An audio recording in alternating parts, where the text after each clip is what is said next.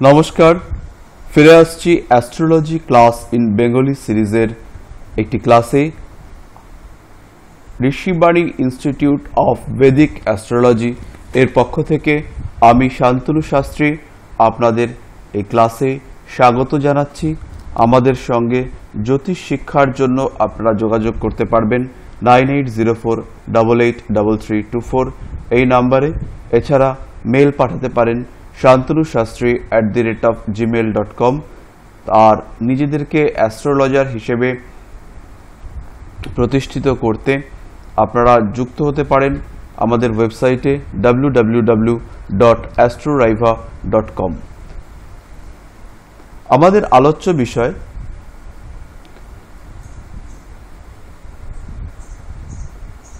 আজকে আমাদের আলোচ্য বিষয় হলো প্রেম বা লাভ। প্রেমের ক্ষেত্রে কিভাবে প্রেম হয়, কি যোগে প্রেম হয়, এই সম্পর্কে আমরা বিস্তারিত আলোচনা এর ঠিক আগের ক্লাসটায় করেছি। তো এই ক্লাসে সেই ব্যাপারগুলিকে একটুখানি স্মরণ করে নেব এবং তারপরে উদাহরণটিকে দেখব জাতকের প্রেম হওয়ার সম্ভাবনা রয়েছে কিনা। প্রেমের ক্ষেত্রে কারক বা ভাব হিসেবে আমরা পঞ্চম, সপ্তম ও লগ্নকে ধরেছিলাম। কারক গ্রহ হিসেবে আমরা নিয়েছিলাম শুক্র, মঙ্গল, চন্দ্র। সহযোগী বা প্রভাবক গ্রহ হিসেবে ছিল রাহু, শনি, বৃহস্পতি, রবি, বুধ, কেতু। প্রেমের যোগ হিসেবে আমরা নিয়েছিলাম পঞ্চম ভাব ও সপ্তম ভাবের সংযোগ বা শুক্র ও মঙ্গলের সংযোগ। এরপরে আমরা পড়েছিলাম সাত্ত্বিক প্রেম, প্রেমের যোগ প্লাস সবল লগ্ন এবং তার সাথে শনি বা বৃহস্পতির উচ্চ বলবত্তা। প্রেমের সাফল্যের জন্য আমরা নিয়েছিলাম তৃতীয় ভাব। এরপরে বহু প্রেমের জন্য আমরা নিয়েছিলাম প্রেমের যোগ, তার সঙ্গে লগ্নপতির সবলতার অভাব এবং তার উপর রাহুর প্রভাব বা শুক্র মঙ্গলের সংযোগ। এবার আমরা আসি আমাদের আজকের উদাহরণ জন্মছকটিতে। একটি জন্মছক নিয়ে আমরা প্রেমের যোগ আলোচনা করব। যদি সম্ভব হয় তাহলে একাধিক ছক নিয়ে আলোচনা করার চেষ্টা করব। শুরু করি আমাদের প্রেম সংক্রান্ত আলোচনা। এই যে জাতকটি আমরা দেখতে পাচ্ছি, এর জন্ম সময়টি দেখুন 5/1/1993 এবং জন্মক্ষণ যেটি রয়েছে অর্থাৎ সময় যেটি, সেটি হলো 2:15 দুপুরবেলা এবং জন্মস্থান হলো মালদা। এবার আমরা যেটি দেখতে পাচ্ছি যে জন্মকুণ্ডলিতে লগ্ন বৃষ এবং রাশিও বৃষ।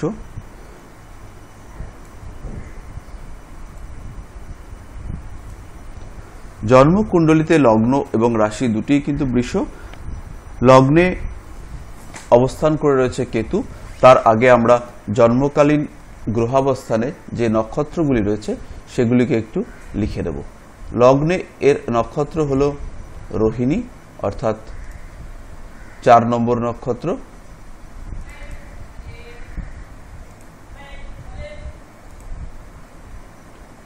চন্দ্র এর নক্ষত্র, সেটিও রোহিণী অর্থাৎ 4 নম্বর নক্ষত্র। এরপরে রয়েছে কেতু। কেতুর নক্ষত্র হলো মৃগশিরা অর্থাৎ 5 নম্বর মঙ্গলের নক্ষত্র। মঙ্গল এরপরে মঙ্গলের নক্ষত্র পুনর্বসু অর্থাৎ 7 নম্বর নক্ষত্র এবং যেটি আমরা দেখতে পাচ্ছি মঙ্গল কিন্তু এই জন্মছকে বক্রী অর্থাৎ রেট্রোগ্রেড মঙ্গল। বৃহস্পতি, তার নক্ষত্র হলো হস্তা অর্থাৎ 13 নম্বর, 14 চন্দ্রের নক্ষত্র এটি। রাহু, তারপরে রয়েছে রাহুর নক্ষত্র হলো জ্যেষ্ঠা অর্থাৎ 18 নম্বর বা বুধের নক্ষত্র। তারপরে রবি, রবি রয়েছে পূর্বাষাঢ়া নক্ষত্রে অর্থাৎ 20 নম্বর বা শুক্রের নক্ষত্র। বুধ রয়েছে মূলা নক্ষত্রে অর্থাৎ 19 নম্বর বা কেতুর নক্ষত্র। শনি নবমে সক্ষেত্রী, শনি কিন্তু রয়েছে আপনার শ্রবণা বা 22 নম্বর নক্ষত্রে। আর শুক্র রয়েছে, শুক্র হচ্ছে শতভিষা বা 24 নম্বর নক্ষত্রে। এবার জাতকের আমরা প্রথমেই আলোচনা করব লগ্ন নিয়ে। লগ্ন হলো বৃষ, লগ্নপতি শুক্র, দশমে অবস্থিত। শুক্রের উপর দৃষ্টিকারক গ্রহ কেউ নেই, অর্থাৎ কোনো গ্রহেরই কিন্তু শুক্রের উপর সরাসরি দৃষ্টি নেই। শুক্র শনির ক্ষেত্রে অবস্থিত। শুক্রের যে নক্ষত্রটি 24 নম্বর, অর্থাৎ রাহুর নক্ষত্র শতভিষা। সুতরাং এই যে জন্ম কুণ্ডলী দেখতে পাচ্ছি, এতে লগ্নের উপর বা লগ্নপতি শুক্রের উপর রাহু এবং শনি এদের প্রভাব বর্তমান। শুক্রের উপর রাহুর প্রভাবে এই জাতকের মনের মধ্যে বা মানসিকতায় প্রেমিক সুলভ আচরণ থাকবে। শনির প্রভাব থাকার কারণে সেই যে প্রেমটি, এটি কিন্তু সাত্ত্বিক বা একক প্রেম হওয়ার সম্ভাবনা রয়েছে। এরপরে আমরা আসি লগ্নে উপস্থিত গ্রহ। লগ্নে উপস্থিত গ্রহগুলি হল চন্দ্র এবং কেতু, অর্থাৎ জাতকের লগ্নের উপর চন্দ্র এবং কেতুর যেমন প্রভাব রয়েছে, তেমনি সপ্তম ভাবস্থ রাহুর প্রভাবও রয়েছে। একই সাথে পঞ্চম ভাবস্থ বৃহস্পতিরও কিন্তু প্রভাব এই ক্ষেত্রে থাকবে।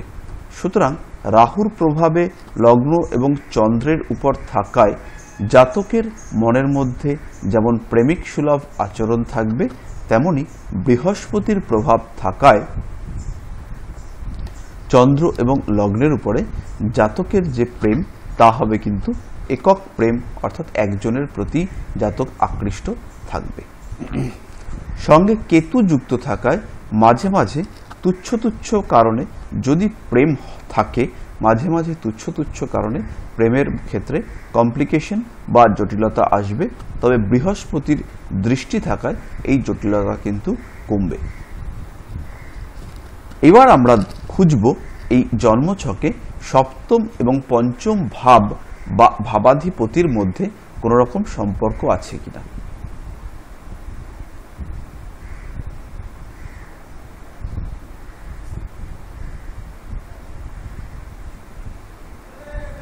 এই ক্ষেত্রে আমরা দেখতে পাচ্ছি সপ্তম ভাবাধিপতি, অর্থাৎ এই ঘরটি, এর অধিপতি হলো মঙ্গল। সে বসে রয়েছে দ্বিতীয় ভাবে।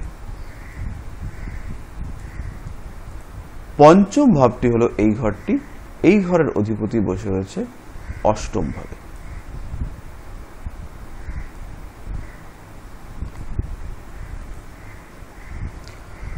এবার আপনারা দেখলেই বুঝতে পারছেন যে পঞ্চম ভাবাধিপতি এবং সপ্তম ভাবাধিপতির মধ্যে কিন্তু সরাসরি সংযোগ বা দৃষ্টি বিনিময় তৈরি হয়েছে। এই ক্ষেত্রে পঞ্চম ভাবাধিপতি গ্রহ বুধ এবং যে ঘরে বসে আছে বুধ, অর্থাৎ অষ্টম ভাব, অষ্টম ভাবপতি গ্রহ বৃহস্পতির সঙ্গে তার কিন্তু ক্ষেত্র বিনিময় হয়েছে। ফলে বুধের শক্তি কিন্তু এক্ষেত্রে বৃদ্ধি পেয়েছে। পঞ্চম সপ্তম এই যোগ তৈরি হওয়ার কারণে জাতকের কিন্তু প্রেমের সম্ভাবনা থাকছে। সপ্তম ভাবে রাহুর অবস্থান, তা এই প্রেমের সম্ভাবনাকে বাড়িয়ে তুলেছে। একই সাথে একাদশ ভাবপতি বৃহস্পতির একাদশ ভাবে দৃষ্টি এবং বুধের সাথে ক্ষেত্র বিনিময় করে অবস্থান, সেটিও প্রেমের সম্ভাবনাকে বাড়িয়েছে। এই ক্ষেত্রে পঞ্চম সপ্তম যোগ থাকা, রাহুর দৃষ্টি লগ্ন চন্দ্রের উপর, রাহুর দৃষ্টি পঞ্চম ভাবপতির উপর এবং বৃহস্পতির পঞ্চমে অবস্থান জাতককে প্রেমের দিকে এগিয়ে নিয়ে যাবে। জাতকের কোনো না কোনো নারীর সাথে প্রেম থাকবে এবং এই প্রেমটি কিন্তু হবে সাত্ত্বিক প্রকৃতির, অর্থাৎ জাতক একজনের প্রতি আকৃষ্ট হবে।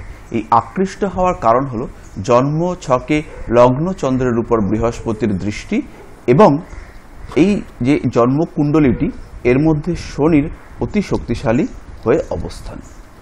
এবার আমরা লাস্ট আমাদের যে বিচার্য বিষয়, যে এই প্রেমটি, প্রেম তো হলো, কিন্তু প্রেমের ক্ষেত্রে সাফল্য আসবে কিনা, তার জন্য আমাদের পঞ্চম সপ্তম যোগের যে বলবত্তা এবং তৃতীয় ভাব, এটির অবস্থান দেখতে হবে। তাহলে আমরা সেটিকে দেখি। প্রথমেই আমরা দেখতে পাচ্ছি পঞ্চম ভাবে বৃহস্পতি অবস্থিত। পঞ্চম ভাবে বৃহস্পতির অবস্থান এটি প্রেমের ক্ষেত্রে কিছুটা সাফল্য দেওয়ার ইঙ্গিতবহ। তবে পঞ্চমপতি বুধ সেটি অষ্টমে অবস্থিত, তার সঙ্গে যুক্ত হয়েছে রবি, সপ্তম ভাবে রাহুর অবস্থান, পঞ্চম ভাবে কেতুর প্রভাব, পঞ্চম ভাবে উপর, এর ফলে প্রেমে সফল হবার সম্ভাবনা কিছুটা হ্রাস পেয়েছে। তা হলেও আরও একটি জিনিস আমরা দেখতে পাচ্ছি এক্ষেত্রে, সেটি হলো যে সপ্তমপতি মঙ্গল সে বৃহস্পতির নক্ষত্রে অবস্থিত এবং তার দৃষ্টি কিন্তু পঞ্চম ভাবের উপর বর্তমান। তাহলে এই ক্ষেত্রে আমরা যদি এক এক করে ধরি, পঞ্চম ভাবের উপর সপ্তমপতি মঙ্গলের দৃষ্টি, পঞ্চমপতি সপ্তমপতির ক্ষেত্র বিনিময়, বৃহস্পতির পঞ্চমে অবস্থান, এটি প্রেমের পক্ষে শুভ। আবার পঞ্চমে কেতুর দৃষ্টি, এটি প্রেমের পক্ষে অশুভ। সুতরাং এই বিচারে আমরা দেখতে পাচ্ছি যে প্রেমের ক্ষেত্রে শুভত্বের পরিমাণ কিন্তু বেশি, ফলে প্রেমে সাকসেসফুল হওয়ার সম্ভাবনা আছে যদি তৃতীয় ভাবটি সবল হয়। তৃতীয় ভাবের অধিপতি চন্দ্র, সে লগ্নে বসে রয়েছে এবং এটি কিন্তু চন্দ্রের উচ্চ স্থান, ফলে এই জাতকের প্রেমের দ্বারা বিবাহ হবার সম্ভাবনা কিন্তু বৃদ্ধি পেয়েছে। তাহলে এই জাতককে আমরা যে প্রেডিকশন করব সেটি হলো প্রেমের তোমার বিবাহ হওয়ার সম্ভাবনা কিন্তু রয়েছে, প্রেমের মাধ্যমেই তোমার বিবাহ হবে। তবে বর্তমানে আমরা দেখতে পাচ্ছি যে দশাটি চলছে রাহুর দশায়, শনির অন্তর্দশা চলবে 17 সাল পর্যন্ত। আপাতত বিয়েটি এর কথা এই জাতকের না চিন্তা করাই উচিত। এবং যেহেতু রাহু সপ্তমে আছে, সেই কারণে রাহুর দশা অতিক্রম করার পরে বা রাহুর দশা অতিবাহিত হবার পরে এই জাতকের বিবাহ কিন্তু অনেক বেশি শুভ। কারণ সপ্তম ভাবস্থিত রাহুর দশায় বিবাহ করলে সপ্তম ভাবে রাহুর যে ব্যাড এফেক্ট, তার দ্বারা জাতকের জীবন কিন্তু যথেষ্টই বিঘ্নিত হবে। তাহলে আমাদের এই জাতকের বিবাহ সংক্রান্ত যে প্রেডিকশন সেটি কিন্তু এখানে শেষ হচ্ছে। এবার একটি জিনিস লক্ষ্য করুন, কেবলমাত্র প্রেম এবং প্রেম সংক্রান্ত বিবাহ, তাই তার সম্ভাবনা, এটি বিচার করবার জন্য যে সময় আমাদের লাগলো সেটি হলো প্রায় 14 মিনিট। তাহলে একজন অ্যাস্ট্রোলজারের কাছে গিয়ে আমরা যদি একের পর এক প্রশ্ন করতে থাকি, সেই ক্ষেত্রে অ্যাস্ট্রোলজার নিজেও বিভ্রান্ত হবেন এবং যে অ্যাস্ট্রোলজারের কাছে আপনারা যাচ্ছেন তার দ্বারা আপনারাও কিন্তু বিভ্রান্ত হবেন। সুতরাং 1 মিনিট বা 1 মিনিটেরও কম সময়ে যদি আপনারা একের পর এক প্রশ্ন করতে থাকেন এবং মনের মধ্যে অসংখ্য প্রশ্ন নিয়ে অ্যাস্ট্রোলজারের সাথে দেখা করেন, সেক্ষেত্রে তিনি কিন্তু আপনাকে সঠিক দিশা দেখাতে কোনোভাবেই পারবেন না। সুতরাং অ্যাস্ট্রোলজারের কাছে যখন আপনি যাবেন, তখন মনের মধ্যে একটি বা দুটি বিষয় নিয়ে যান। একটি বা দুটি বিষয় নিয়ে যদি আপনি যান অ্যাস্ট্রোলজারের কাছে, সেক্ষেত্রে তিনি কিন্তু আপনার জন্মছকের নিখুঁত বিচার করার সময় এবং সুযোগ দুটোই পাবেন এবং আপনাকে মোটামুটি সঠিক পথে গাইড করতে সক্ষম হবেন। মনের মধ্যে অসংখ্য প্রশ্ন নিয়ে আমার প্রেম হবে কিনা, প্রেম হলে দূরে হবে কিনা, প্রেম হলে তাকে দেখতে কেমন হবে, প্রেম হলে তার এডুকেশন থাকবে কিনা, তার বাবা মায়ের সঙ্গে আমার সম্পর্ক থাকবে কিনা, আমার চাকরি হবে কিনা, চাকরি হলে কি ব্যবসা হতে পারে, ব্যবসা চাকরি দুটোই কি হতে পারে, আয় কেমন হবে, সঞ্চয় হবে কিনা, আমার কি ছেলে হবে না মেয়ে হবে, আমার কি দূরে বিয়ে হবে, আমার কি কাছে বিয়ে হবে, আমার কি কোনো ফাড়া আছে, আমার শরীরটা কেমন যাবে, এই ধরনের যে অসংখ্য প্রশ্ন, এই প্রশ্নগুলি কিন্তু যখনই আপনি অ্যাস্ট্রোলজারের কাছে যাচ্ছেন তাকে বিভ্রান্ত করবে। একবার সে পঞ্চম ভাবের সঙ্গে যোগ সেগুলি খুঁজবে, তারপরেই তাকে খুঁজতে হবে লগ্নের বলবত্তা, তারপরেই তাকে খুঁজতে হবে চাকরির জন্য দশম ভাবের সঙ্গে অন্য ভাবের সম্পর্ক, এর ফলে অ্যাস্ট্রোলজারের মনে যে বিভ্রান্তি সৃষ্টি হবে তার ফলে আপনার উপকারের পরিবর্তে অপকারটি হবে বেশি। এর জন্য যে প্রশ্নটি নিয়ে যাবেন অ্যাস্ট্রোলজারের কাছে, একটি বা দুটি প্রশ্ন নিয়ে যান। সেই প্রশ্নটি যেন সলিড হয়, আপনার জীবনের সমস্যার সঙ্গে সেই প্রশ্নটি যেন সমন্বয় সাধিত এমন প্রশ্ন হয় যার সঙ্গে আপনার জীবনের সমস্যাগুলি ওতপ্রোতভাবে জড়িত। তখনই কিন্তু অ্যাস্ট্রোলজার আপনাকে সঠিক দিশা দেখাতে পারবে। যাই হোক, ফিরে আসব পরবর্তী ক্লাসে।